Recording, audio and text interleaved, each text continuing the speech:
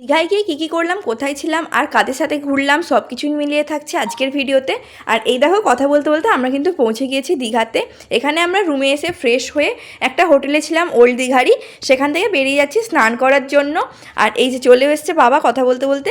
তো এখন আমরা যাচ্ছি হোটেলের খুব কাছেই, সি বিচ ছিল 1 থেকে 2 মিনিটের হাঁটা পথ। এই দেখো চলে এসেছি কথা বলতে বলতে সি বিচের কাছে।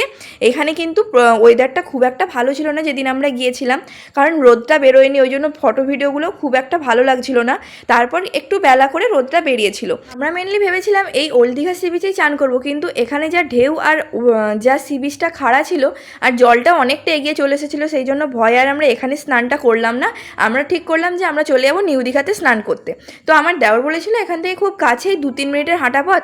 তো আমরা ভাবলাম গাড়ি করার দরকার নেই, চলে যাবো হাঁটতে হাঁটতে। তো তারপর হাঁটতে গিয়ে বুঝতে পারলাম যে কতটা দূর। সি বিচ ধরে আমরা প্রায় 1 থেকে 1.5 ঘন্টা মতো হেঁটেছি, তারপর আমরা গিয়ে পৌঁছেছি নিউ দীঘাতে। মানে বুঝতেই পারছো কতটা রাস্তা ছিল। আর এই দেখো আমরা ফুল টিম নিয়ে কিন্তু যাচ্ছি, সেই জন্য টাইমটা অনেক লেগেছিলো, মাঝখানে তো সবার পা ব্যথা হয়ে গেছিলো।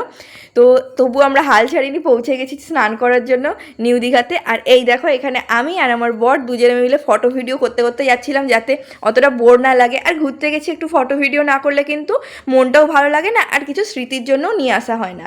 এই দেখো বলতে বলতে চলে এসেছিলাম জগন্নাথদেবের মাসির বাড়িতে। এখানে একটু প্রভুর দর্শন করে আমরা আবার কিছুটা দূরে চলে গেলাম। আর এই যে এখানটাতে আমরা স্নান করব, এটাই হচ্ছে নিউ দীঘার সি বিচটা। তো এর পরের পার্টে আসছে আমরা তারপরের দিন কী কী করলাম, তো সেটা দেখার জন্য চ্যানেলটা অবশ্যই সাবস্ক্রাইব করে দিও।